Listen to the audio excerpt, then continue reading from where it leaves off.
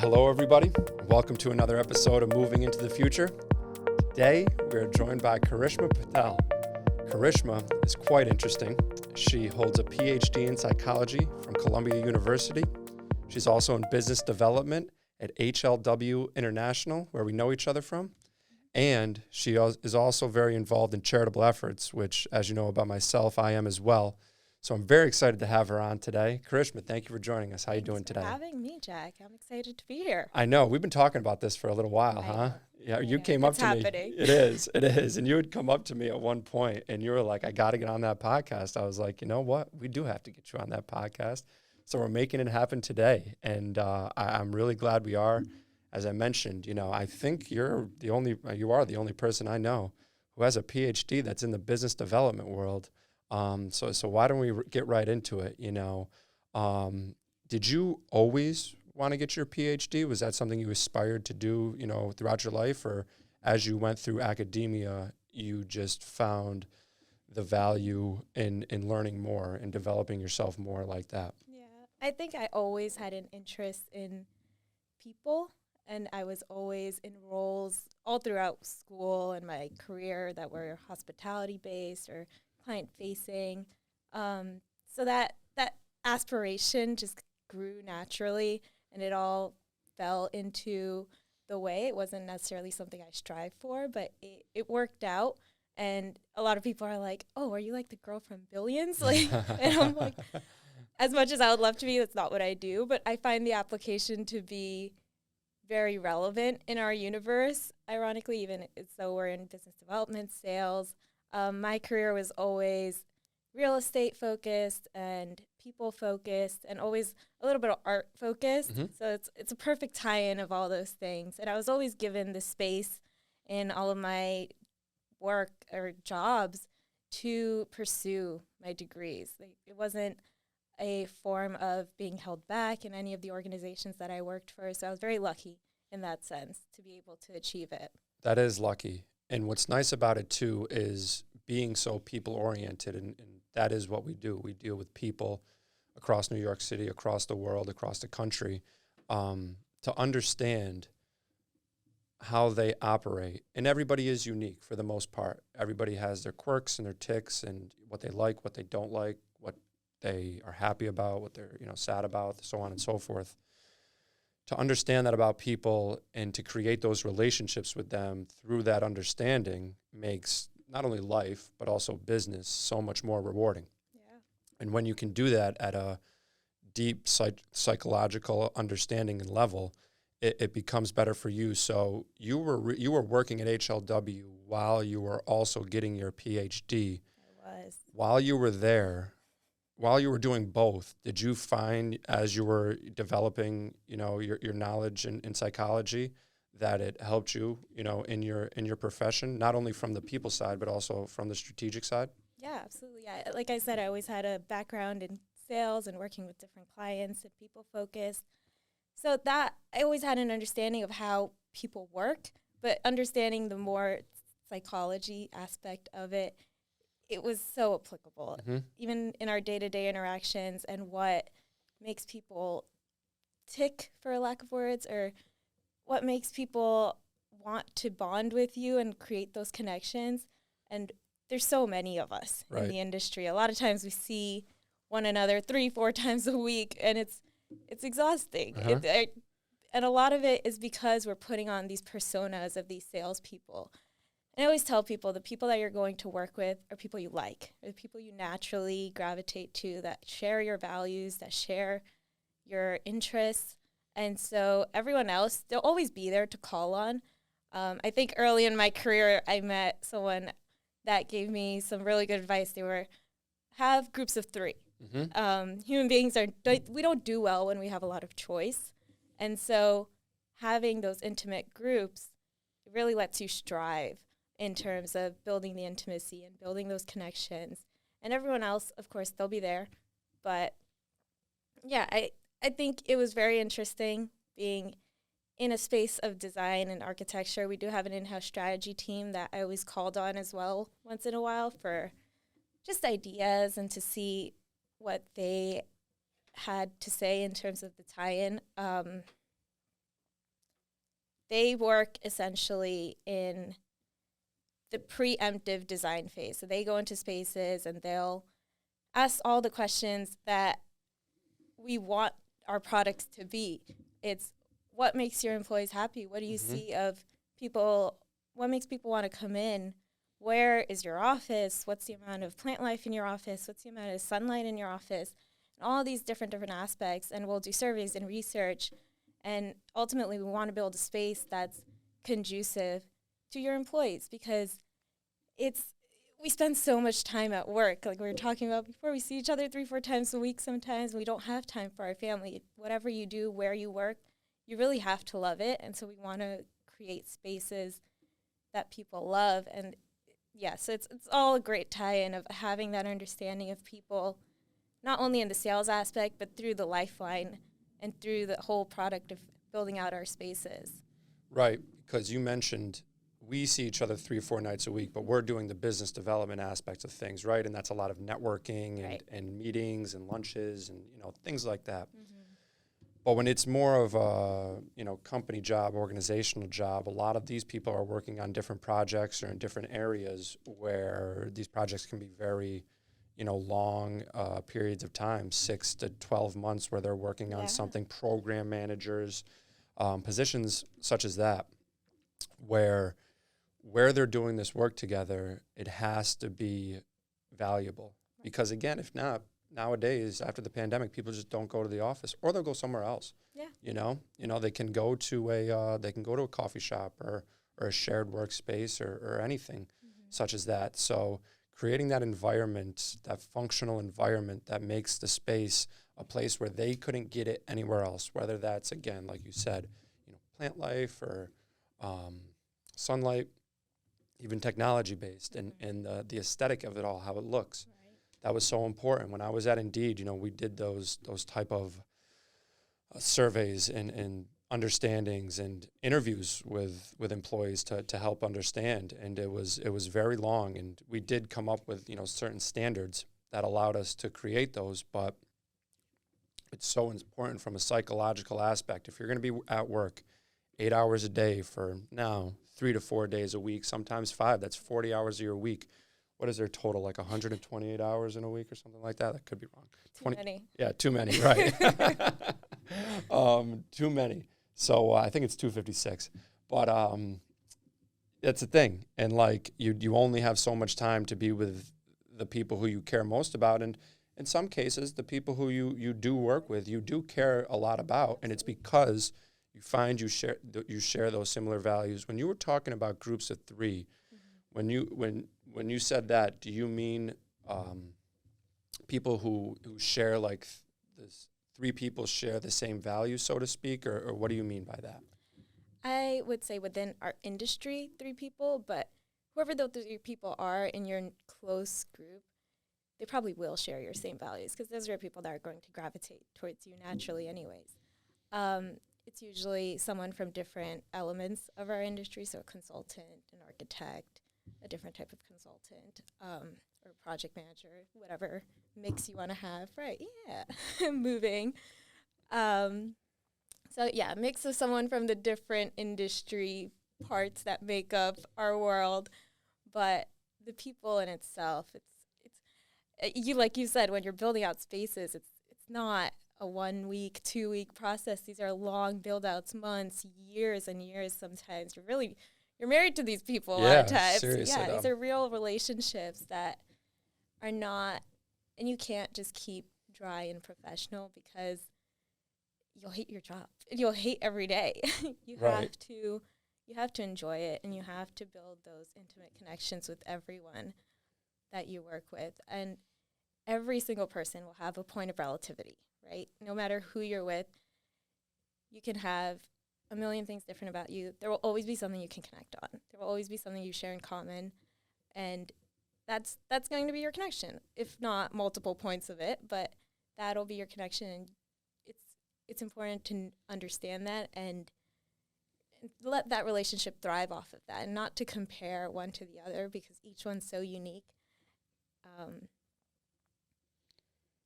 And that is what it is, too, as far as when you're building those early connections, it's developing that trust. And that's what it is. You first, what you do is you find those shared common values, which draws you to somebody. And then what happens is through those shared common values, you begin the relationship. You notice that you like this person. You like working with them. You have a shared common goal or common value that you can both derive off of in order to work together to a common goal. But then once you start, you build the trust, and that is grown through coming through for that person, Right. you know, Absolutely. and when you ask something of that person, they're able to come through and do that good job and show that, okay, not only do they say that they do things the right way, but they've shown it to me as well. And through that process, it's just continual, and that's how it grows and builds. And it's so important too. And what's also tough is that trust can be broken in, a moment. And that's something that I'm always very cognizant of and very aware that I need to always make sure I do my best for everybody, because all it takes is one instant in one person and the whole, house of cards will snap down. Yeah, we don't give a lot of people a lot of grace. Mm-mm. And we need to do more of that, most definitely. And it's a culture of self right now. Mm-hmm.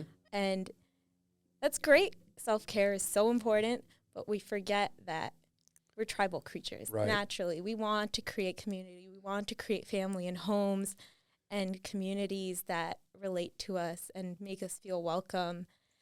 It's very important to understand that it's not everyone is going to always share every single value. We want to try so hard for everyone to be everything I believe, Right. they must believe. A mirror image. Yeah. I am different. Yes, you're different. Everyone is different. And so that grace comes with that understanding of that each person has their individuality. And so how are you going to make it work? Not everyone communicates in the same way. Not everyone works in the same way. So having grace and giving people space to accomplish the work at hand or show up for you, like you said, it's one of the greatest ways people build connection. It's people that follow through on their word and are not, and you can count on. Yeah, that's so true. It's how you build so much connection. But what's also interesting about it is what you just said, as far as the concept between tribalism and individuality, because you said we are tribal creatures. We need others. We need our family or that close unit or that, group of three, if you will. You need that. However, though, individuality, specifically in American culture, is so important, that we're able to be ourselves, so to speak. And that journey. Not feel that we have to conform in order to belong to something. Right, in which Not in the last 10 years, that has really shifted, for specifically minorities and women and people, from that background. There was a certain way you had to do things for a long time, and specifically in business culture too, whether it was dress or appearance or communication. There was a certain way you had to do it, and in the last 10 years, that's really changed, which is great. Yeah.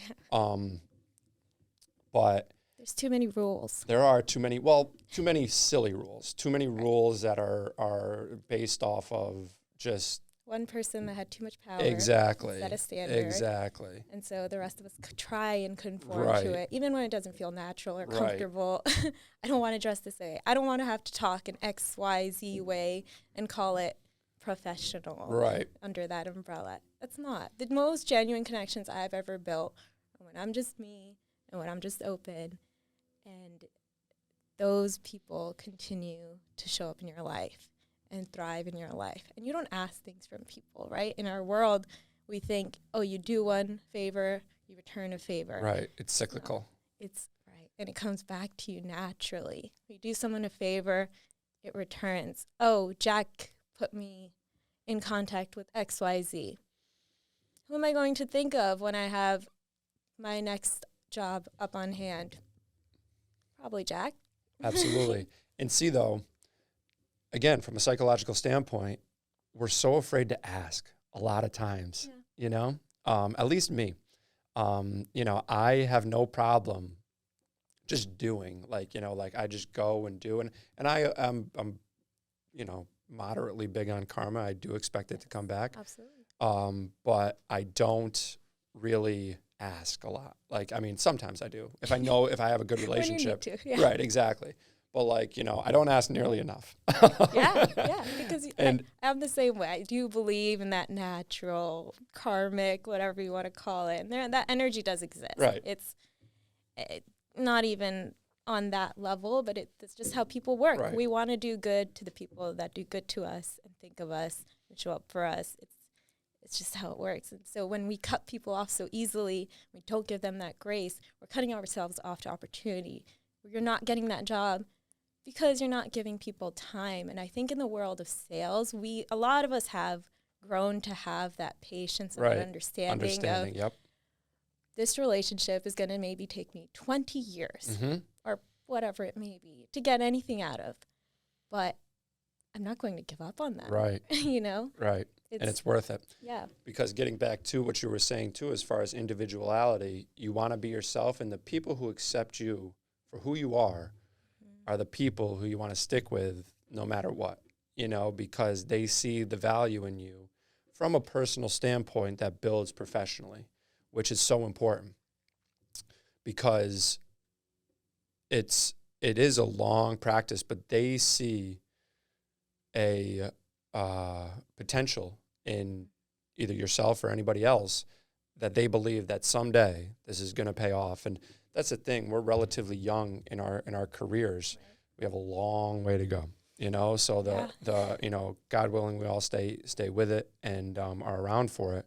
But we'll be working together for the next 20 years or so. And I say often, I guess maybe I'm getting out of it now, but relatively a preteen at least in my professional career. Yeah. I've been working for 10 years now. So still, I'm a 10-year-old professionally speaking, and that's relatively young. And I've done a lot of different things, so it's not like I've even been doing the same thing for 10 years. So to think of that and remind myself, think of yourself psychologically when you're 10 years old or, 13 years old. You're still learning all your cognitive Literally, skills. Right. You're figuring so much out, and you don't even know who you are yet. Absolutely. Obviously as an adult, you should know who you are, but professionally speaking, you're not even close to reaching the full potential of your career or the stride of your career, when you're 10 years in, unless of course you've been doing the same thing for that 10 years. And even still, it's not like you're going to be retiring in another 10. Which we don't want to do the same thing. And that's the thing, even as adults, the most interesting people I know still don't know who they are or what they enjoy. Takes a long time. And that's the thing, we reinvent ourselves constantly. We learn new hobbies, we learn new things that spark our interest, and that's a part of building connections and making those personal and business sales and relationships. It's being able to reevaluate yourself and better yourself in whatever terms you think that is.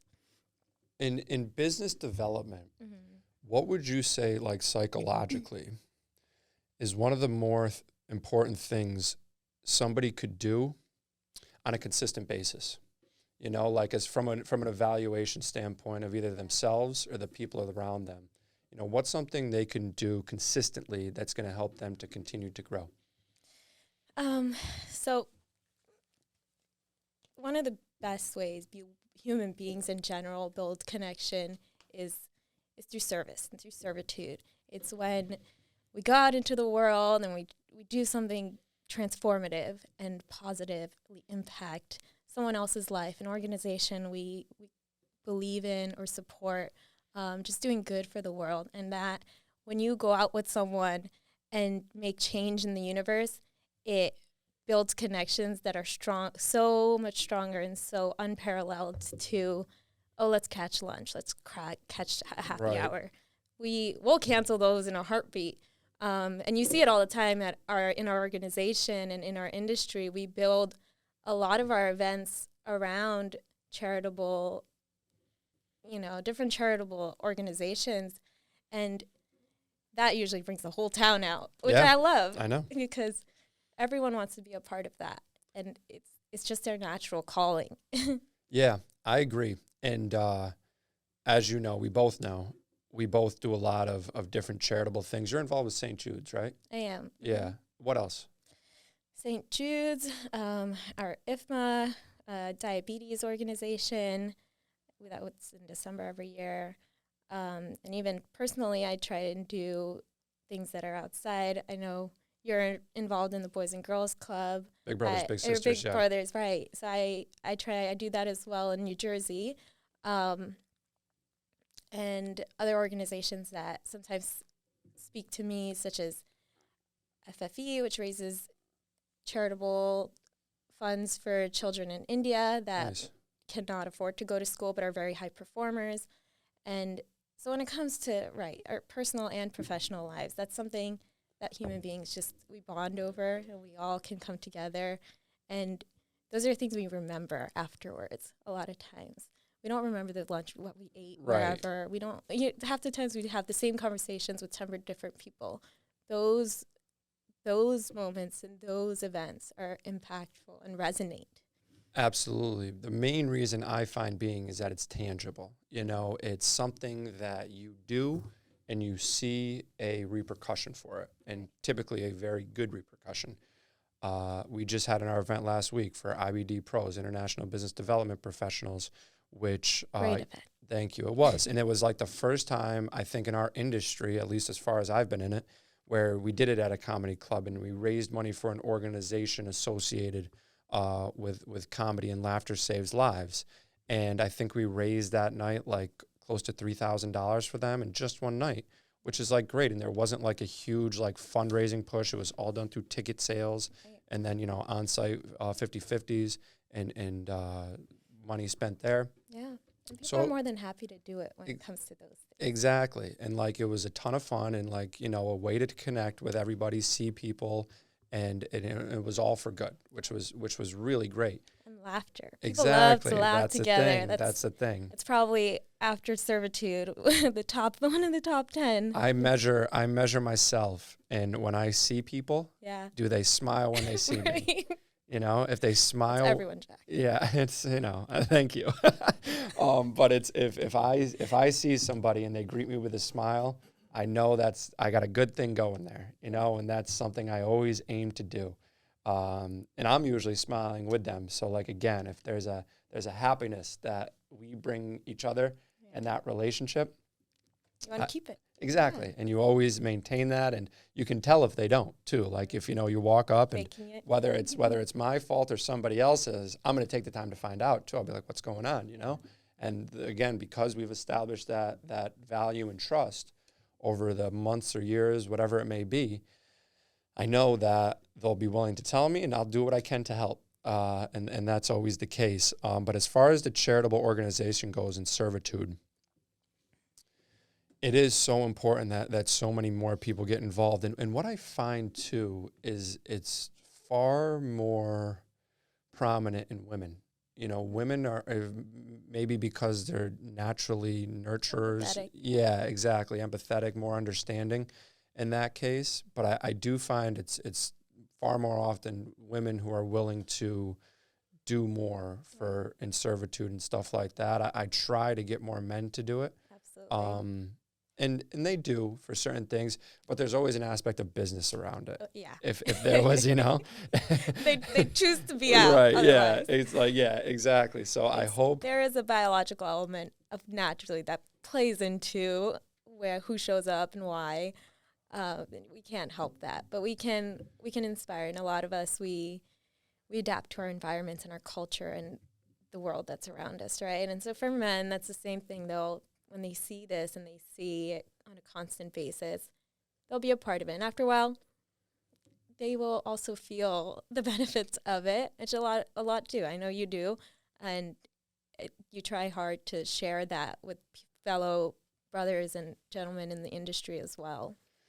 Yeah, I do. And like, that's one thing when it's all said and done with Big Brother is he's actually 15 in 8 days. Wow. I know. And I remember I saw you post on social media, which I love that you try and use that as a pillar for inspiring those connections and inspiring that change in the world instead of, hey, check out my outfit. Yeah, right.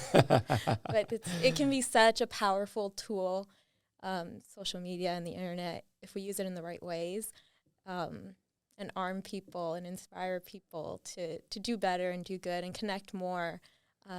It's very important to have your self-care, but we need to we want to bring people together, and that's our whole world, and that's our whole job, is to connect and build those genuine relationships that are genuine. Absolutely. And social media is so interesting too, because obviously we see the bad side of it with depression and things like that, but it can be a tool for positivity too. And like you said, just self-validation. Exactly, self-validation. That's what I was going to say.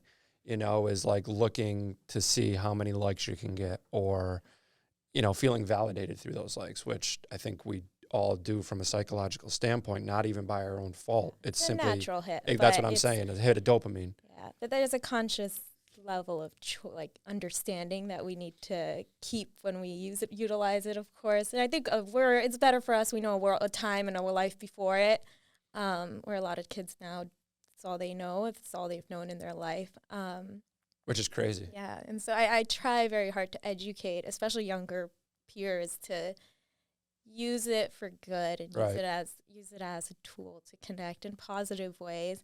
And it's great how many likes you got, great, beautiful outfit. But did at least one person call on you? Oh, hey, what's that organization you just posted about? That's so cool. Let me be a part of it. That's all you need, is that one at the end of the day. Right. And see, I think that's what people think about me. Like, I post stuff about Jameek and being a big brother for like my own self-validation, and that isn't the case. Like, I couldn't care less about that. Yeah. I know what I'm doing. It's not like I need you to tell me, No. But like, there's a lot of moments I don't put as well, right? Right. That's a thing. You don't share. Exactly. Of course. And, I just really want people to see that it's not like I'm really not even doing that much, like I'm taking them to some Knicks games or to the movies or to the park and stuff like that. And it's like a couple days a week. And if just I could get one guy to sign up and go through the process, it takes a while. Yeah. But that would 3 to 6 months. Yeah, exactly. Right. PSA. It takes a little while, but it's worth it. And, you can change the course of a young person's life who desperately needs it. So hopefully we still got 3 years left. And even still, I might pick another one up after. So we'll see.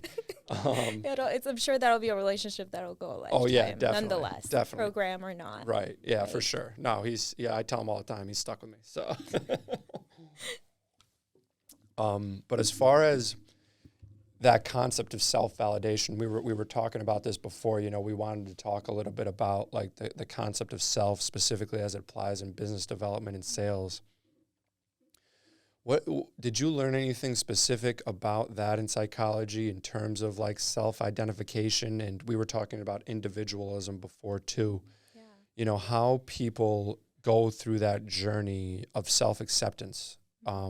It's hard. And like, again, we were talking about the comparisons of being a 10-year-old in the industry and a 10-year-old in life. A lot of people really don't start to figure themselves out until their late 20s, like, 30s a lot of times. It takes a long time. Yeah. I mean, in our industry, we're pretty much a walking brand, right? Whoever you work for, you're a reflection, an image of that company. And we get so discouraged a lot of times when we meet people that don't like us or don't respond to us, and it has nothing to do with you. Mm-hmm. It has absolutely nothing to do with you. The natural energy in those people you connect with will continue to gravitate towards you. And it's a learning that comes with time, and it's a learning that comes with the experience, but being able to accept that you will not connect with everybody, and you don't want to connect with everybody. You can say hello and be cordial and have those relationships like we were talking about, but you will not be best friends with the whole universe. Mm-hmm. And that's how it's meant to be. It's those people that you do have relativity with, that you want to be around, and they want to be around you, and they'll want to work with you. And so when we're walking around and being a reflection of our brand, so oftentimes we have multiple people from our companies that are in those sales positions. And so the people that connect with me may not be the people that connect with my coworker from HLW.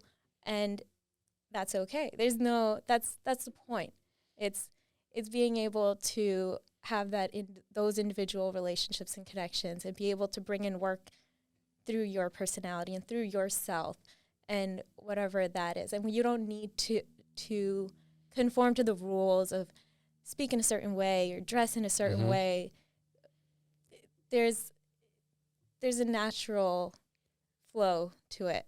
Would you say that self-confidence is one of the more important aspects you can have in a business development role, in the sense that you believe that you will make it work eventually?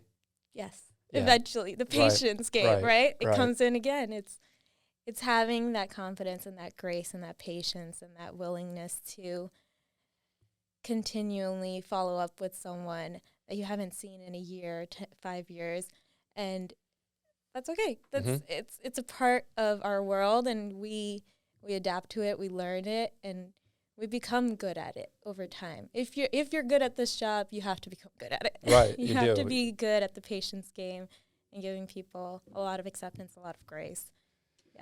Yeah, you really do. It's a long game. I was saying that last podcast with Brian. It's just a long game that we're playing, and you have to accept it is that, but you also have to have the confidence and also the fortitude and the desire, hardworking attitude to move forward. I think self-esteem as well.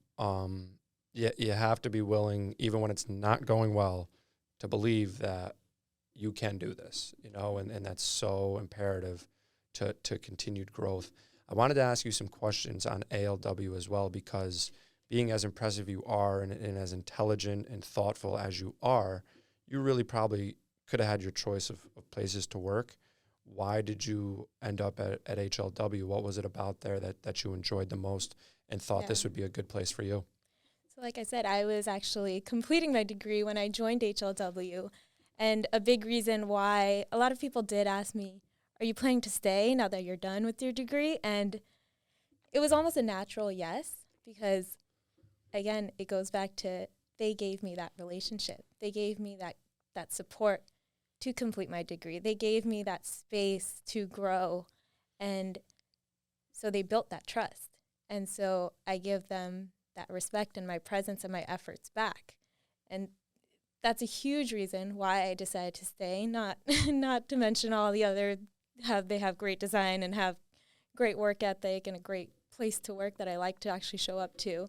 But a big reason goes back to those human connections and the relationship of they gave me X, and so naturally it makes me want to stay. It makes me feel welcomed and comforted to be in a space that allowed me to grow and know that they want me to continue to grow and support my growth in paving a path that's only going to help me strengthen where we are. Yeah, absolutely. And again, that gets back, we were talking people to people, but when you speak people to business, you want those same values where, again, they see the value in you, you see the value in them, and then through different opportunities and positions of trust that you put in each other, it grows from there. And once you do something great, or you start to exceed the expectations that were created when you got there, or become more of you become somebody else as you develop and grow. In your position, you got your PhD, you could have made another move after that. You could have, reanalyzed what was the next best thing for you, and you didn't, because of that trust had been established. That was very similar to me when I got to Advance. I got laid off right when the pandemic hit. Yeah. And I had been, speaking with Advance for a little while as far as working there. And I thought at this point, wow, I may not have a job now because of this pandemic. It may be a couple months. And, this is April 2020. We really didn't know what was going to happen. But they didn't. They put their trust in me from the start. They said, you can start tomorrow if you want. I said, absolutely. Yeah. And we got down to it. And that's the sort of things that you look for in a company like that. Yeah. And I have a similar story. I joined HLW just a couple months before the pandemic. And when the pandemic hit, I was like, I'm definitely one of the first to go. I don't know anything. What am I doing? I have no relationships. And they kept me, and they made a space for me, and they gave me something to do. And you're almost forever grateful for someone having that faith in you and having that support in you, right? Absolutely. Does HLW only have a New York office, or, I mean, international? Do they have offices all over? Yeah, we're international. We have New Jersey, New York, Connecticut.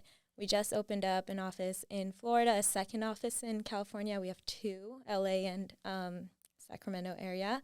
And we have a London office as well. Very nice. Very nice. So you guys, do global work, huh? A little all over the place. That's great. And Chicago is a up-and-coming one. Nice. That's great. That's really great. And I want to talk about this, too, because I know you do this as well.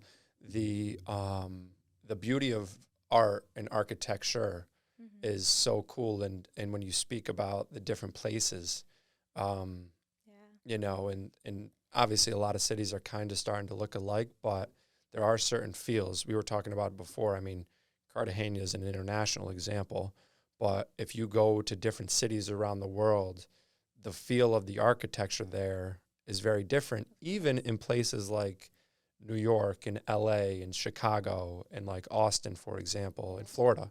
You know, it's really cool to see the different architectural aspects there. Is that one of the things you really enjoy about, you know, the job and work and stuff like that? Do you guys mostly do interiors, ground up too? What else? Yeah, we do interiors, we do base building, ground up. So we do a little bit of everything. I think naturally, because we're in the city, a lot of the work is in workplace interiors.